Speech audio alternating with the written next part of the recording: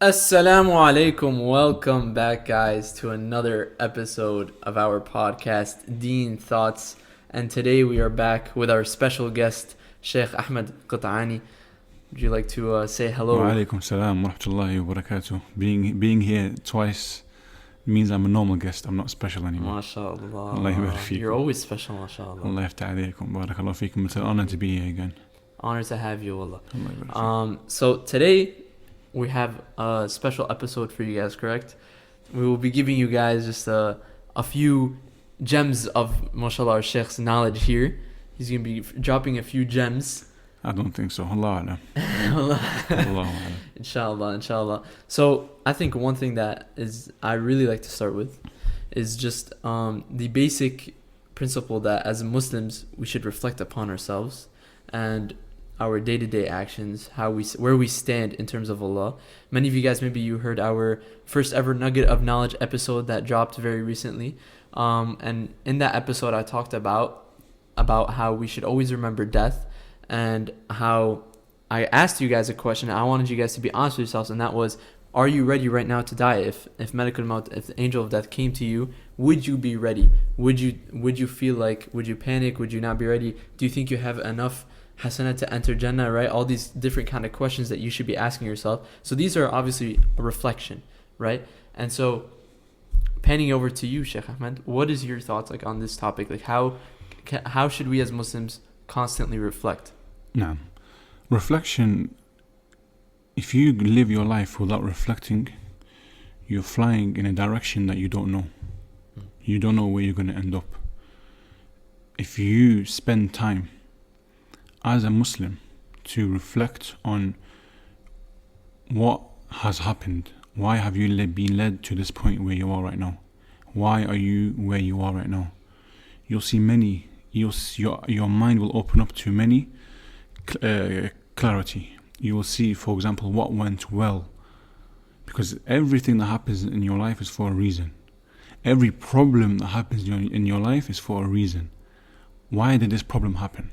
If you stop and you think, you're deep in your thoughts, not in a negative way, but to find a solution to the problem, you trace back, this led to this, this led to this, this led to this, now we're in this problem. Then you're able to find solutions. Or why is this going well? You trace back, you see this led to this, this led to this, this led to this. Now we're enjoying the fruits. But when we reflect, the intention or the goal is always to come up with something far greater. It's always for a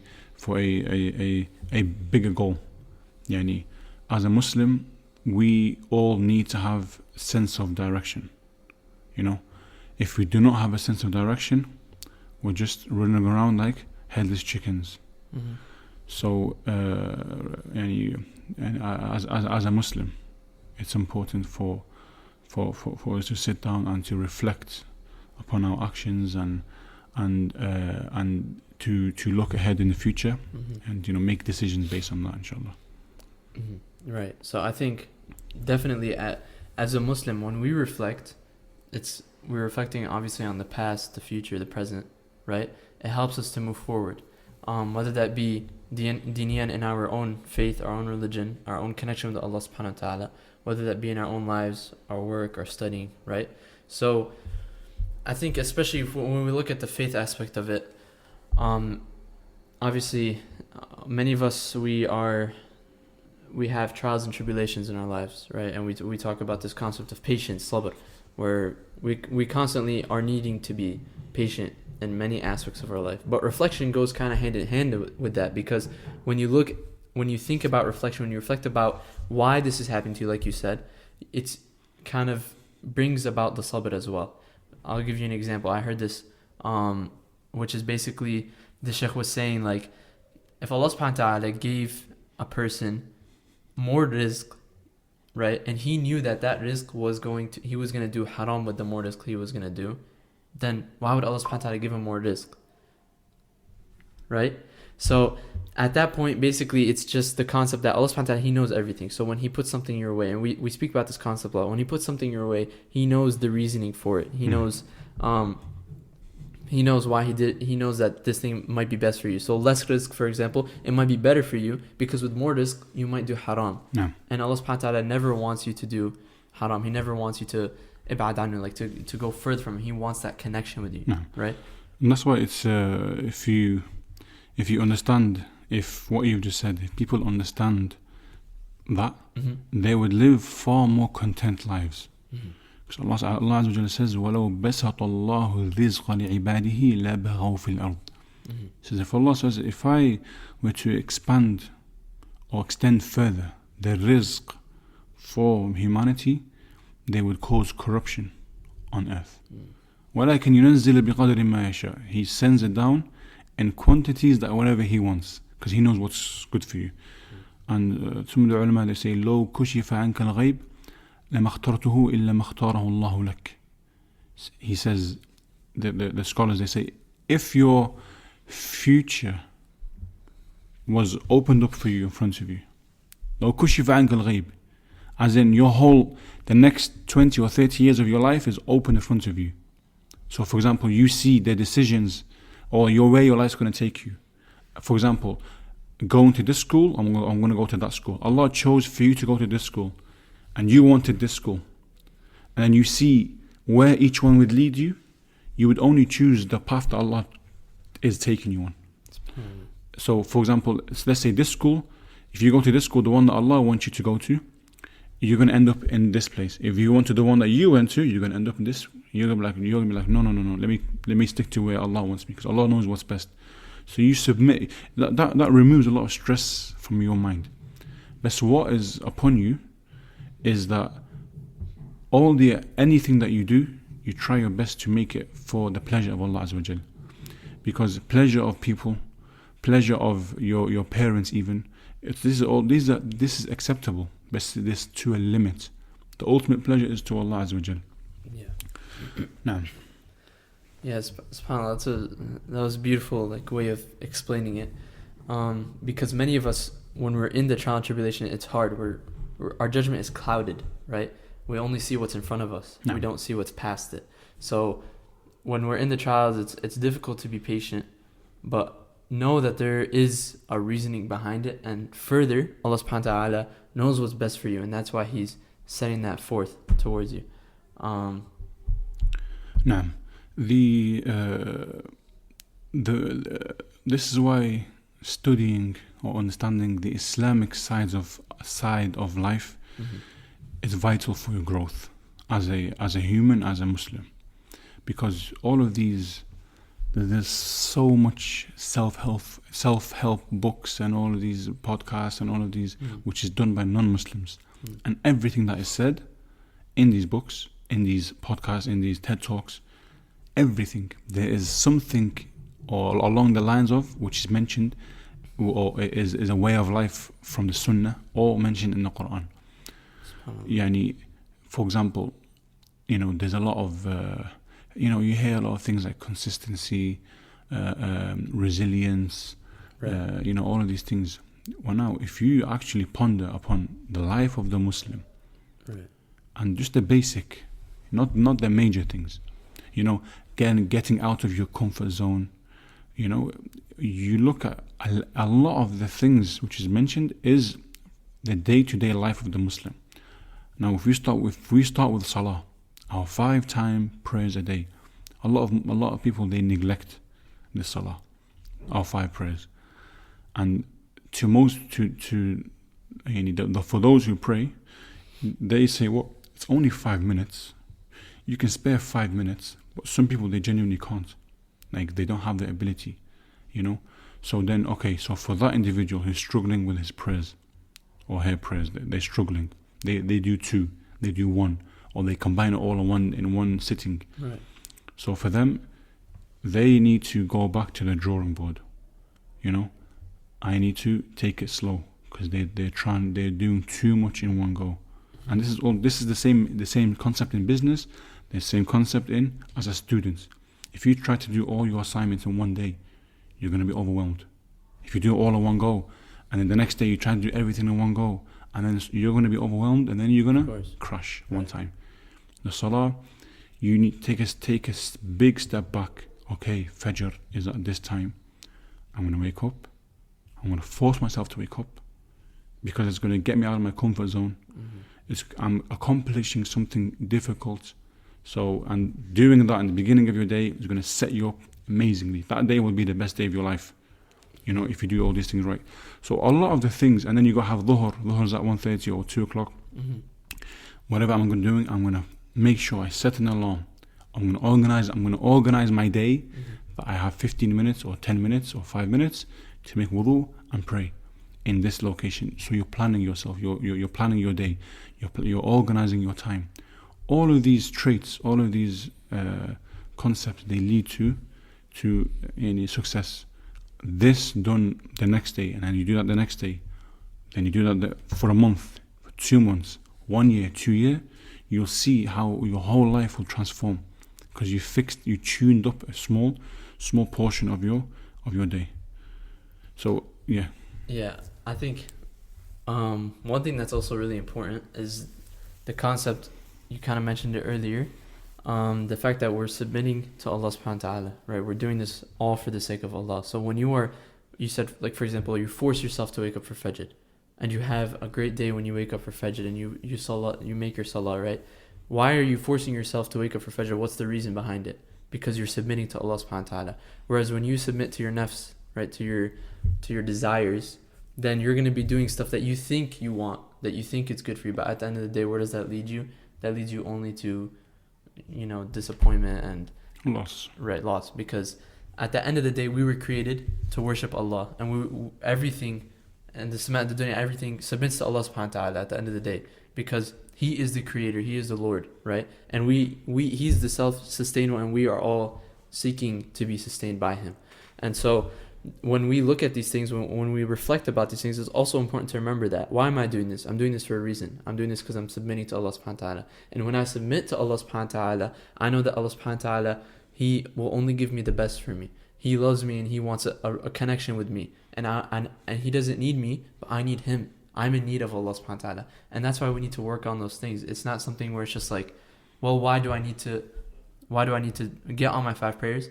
For this reason, right? Because we need Allah subhanahu wa ta'ala. We want to submit to Him. No.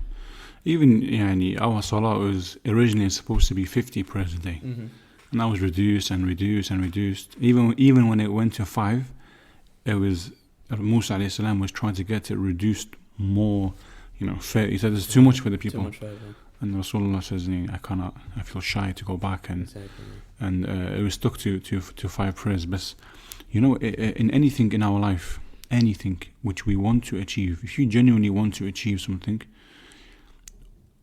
it's compelling. It's that we or it's important that we don't jump the gun and try to do too much in one go. Don't underestimate the power of small baby steps done consistently. That's why the most beloved deeds to Allah is the one that is done consistently, even if it's small. That says a lot right there. Because like every situation or every problem that is in your life right now, or every habit that's in your life that you don't like right now, or any situation you're in, most likely it's something that you did every day, small, which led you to where you are. For example, and anything good that is in your life right now, most likely it's something that you did small over time. For example, someone who's slightly overweight or is overweight, no matter, there are illnesses, they need which can be an excuse for why this happened, which you can't blame. But there are people, for example, it started off with having a bar of chocolate today, have another one tomorrow, not walking today, not walking tomorrow. Within a few months, what happens?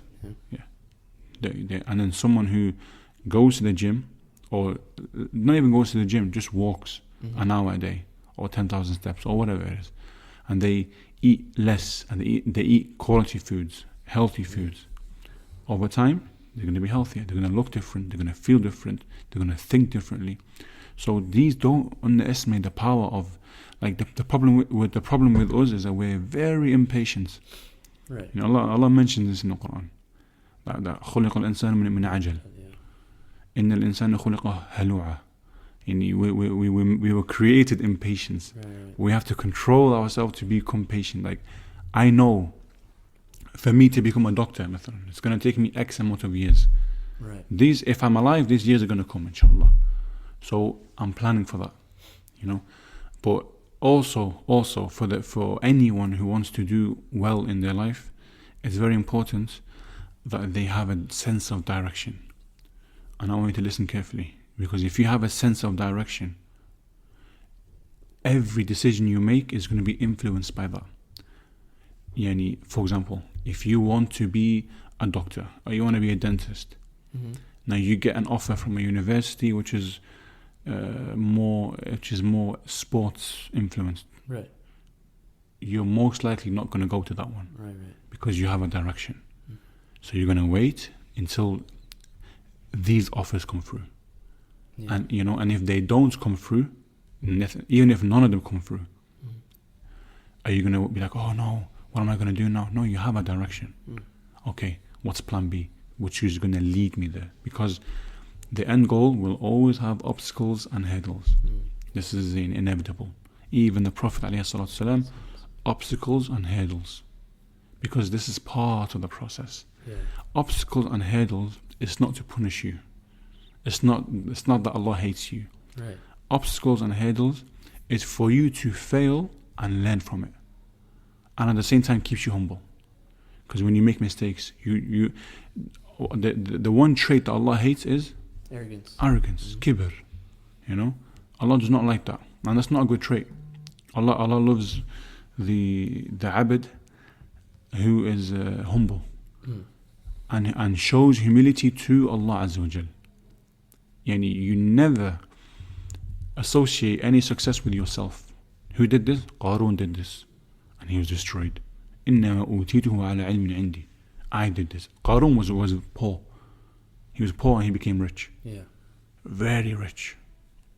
Wealthy. He had, they say, the safe to his, or the keys to his safe, which had his money, 4 guards would hold the key. That's how big the key was. That's how big the door was. Wealthy. Yeah. And what did he say? أُوتِيتُهُ. I said, I did this myself. Yeah. I got this. Allah destroyed him. Allah opened the earth, swallowed him and his wealth. Destroyed. And in Surah Yasin, أَنُطْعِمُ مَنْ لَوْ يَشَاءُ اللَّهُ أَطْعَمَهُ. People are like, why should I give? If Allah didn't give, why would I give? Right. It's a very negative. It's an ideology that Allah does not like.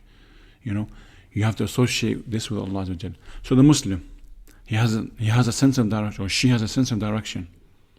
They're planning their life around that direction. Every decision is influenced by that direction, and they pray, and they make a lot of dua. Bi-idhnillahi ta'ala, this individual will be successful. This individual will be blessed, and also seeking what you want through the Quran. I can sit here and give you for talk with 3 hours, 4 hours about how the Quran can help you achieve your goals. Of course. Yeah.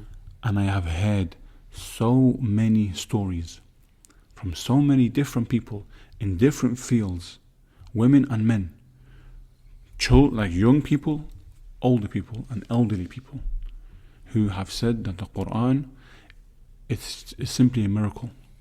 I achieved my goals through the Quran.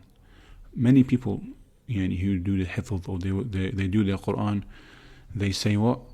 I have an exam, I have class, I have a business meeting to settle for, I have a presentation I have to prepare for.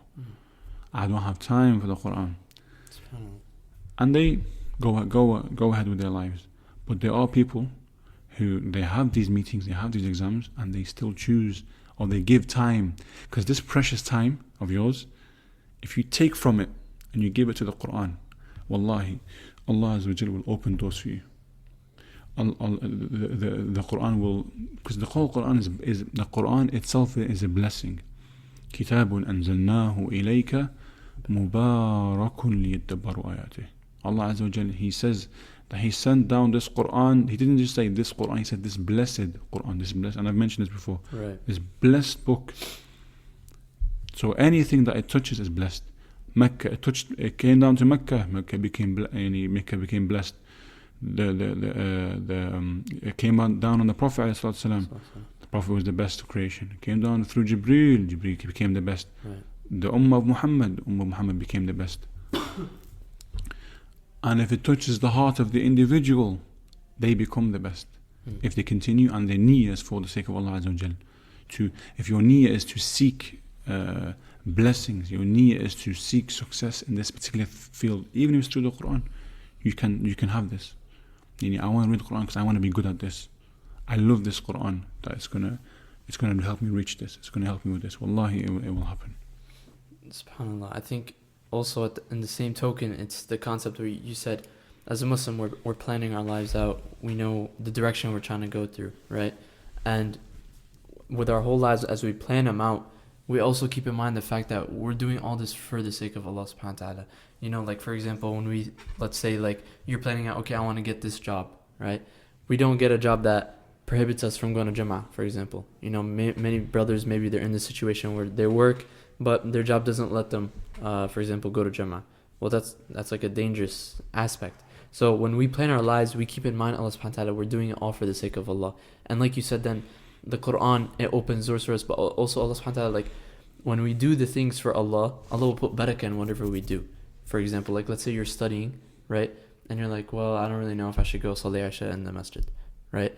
But if you go Salli Isha in the masjid and you come back and you finish your studying, Allah subhanahu wa ta'ala will put barakah in your studying because you went and you did your salah, right? So I feel like that's an important aspect where we need to realize that the barakah, the success, everything is from Allah subhanahu wa ta'ala. He's the one that will open the doors for you. So if you're going to leave, like that saying where when you leave something for Allah subhanahu wa ta'ala, Allah subhanahu wa ta'ala will replace it with something better. So if you are in this predicament, a situation where maybe your work or something is prohibiting you from Allah subhanahu wa ta'ala, like Jum'ah or whatever it may be, then know that when you rectify that, when you try to change it, however it may be, that Allah subhanahu wa ta'ala will only make it better for you. He's not going to leave you hanging. You're not going to leave your work for Allah subhanahu wa ta'ala, He's just going to leave you like that. No. Because Allah subhanahu wa ta'ala will open those doors for you. He's the one who will provide barakah, not anyone else, not yourself. You're not the one who got yourself that job, that degree, whatever it may be. Allah subhanahu wa ta'ala is the one that led you to that point. No. Alhamdulillah. Jazakumullah khair. It really was insightful. And if there's any advice I would like to leave this podcast with is there's one dhikr in which it will combine your dunya and your akhirah. There is one dhikr in which Sheikh al-Islam Ibn Taymiyyah, he says that he pondered upon the best dhikr, the best dua, the dua which combines your dunya, it fixes your dunya and your deen. People who, like you said, their job does not allow them to go to Jumu'ah, their job does not allow them to pray in Jama'ah, or your study does not allow you to do Quran, and you want to do your Quran, or your whatever is something that can help you, give you success in both worlds, something that will open the door, a dhikr that will open the door to Jannah, a dhikr that will put you on the right path to Jannah, a dhikr that will save you from whatever problems you have in the deen or in the dunya or your family or financial, a dhikr that combines everything. This one dhikr is La hawla wa la quwwata illa billah. La hawla wa la quwwata illa billah. It is said when we leave our home. When we leave our home, say Bismillah, tawakkalna ala Allah, wa la hawla wa la quwwata illa billah. This dhikr is used when we need assistance from Allah. When we say in Surah Al-Fatiha, إِيَّاكَ نَعْبُدُ وَإِيَّاكَ نَسْتَعِينُ, إِيَّاكَ نَعْبُدُ is that we're saying to Allah, this is why He created us. وَمَا خَلَقْتُ الْجِنَّ وَالْإِنسَ إِلَّا لِيَعْبُدُونَ. Allah created us to worship Him. That's it. Nothing. Allah will not say to you in Yawm al-Qiyamah, where's your degree? Right. Where's your businesses? Where's this? He's not going to ask you about that. He's going to ask you about your salah though. The first thing he's going to say to you is your salah. Mm-hmm. That's the minimum. That's the basic is that we offer our salah. إياك نستعين is that we seek assistance from Allah. How do we seek assistance? Through la hawla wa la quwwata illa billah. So this dhikr, while you're driving, while you're walking, when you're down, when you're out, when you need help, you're like khalas. Wallahi, alayka bi la hawla wa la quwwata illa billah. Constantly la hawla wa la quwwata illa billah. This means, the meaning of it is that you're saying to Allah, la hawl is like, I don't have the ability, and I don't have wala quwwa, and I do not have the strength except through Allah. The ability to what? To avoid sins. I don't have the strength to worship you, Ya Allah, except through you. So that's why when the muaddin says Allahu Akbar, we repeat after him, صح? Allahu Akbar, Allahu Akbar, ashhadu an la ilaha illallah, ashhadu an la ilaha illallah, ashhadu an la ilaha illallah. When he says hayya ala salah, which is come to pray, what do we say? I cannot come to salah except through the ability and the strength that you give me, Ya Allah. Hayya al falah, come to success, because salah is success. Salah is success. قد أفلح المؤمنون الذين هم في صلاتهم خاشعون. And then it goes on والذين هم عن اللغو معرضون. And then right at the end والذين هم على صلواتهم يحافظون. He opened it with the salah. So the successful is the believer. Those who are have khushu', emotional attachment to the salah, and then closed it with والذين هم على صلواتهم يحافظون. This is success. Salah and salah, bottom. So when the muaddin says come to salah, come to success, you say again la hawla wa la quwwata illa. I cannot come to success except through the ability and the strength which Allah Azza wa Jal gives me. So this dhikr, do not underestimate the power of it. And we'll finish this with la hawla wa la quwwata illa billah. And it's a good thing. People, you know when something bad happens, la hawla wa la quwwata. You know, like if you're not like I lost my job. La hawla wa la quwwata. It's not a bad thing. La hawla wa la quwwata billah is a good thing. It's not a negative. It's not. It's positive. When something bad happens, you say inna lillahi wa inna ilayhi raji'un. This is not only for death. Anything. You lost your job. Inna lillahi wa inna ilayhi raji'un. You're saying to Allah. It's not as big as my meeting with Allah Azza wa Jal. Jazakumullah khair. وبارك الله فيكم وأحسن الله إليكم سبحانك اللهم وبحمدك نشهد أن لا إله إلا أنت نستغفرك ونتوب إليك جزاكم الله خير وبارك الله فيك. Jazakallah khair for coming on. Although I think that was some great advice. We really appreciate that little gem of knowledge, mashallah. We really hope that you guys benefited from this. I know, alhamdulillah, I did. Alhamdulillah. And so inshallah, we will catch you next time as well. Thank you guys for listening. Make sure to share it with anyone you think could benefit. And we'll see you guys next time. Assalamu alaikum.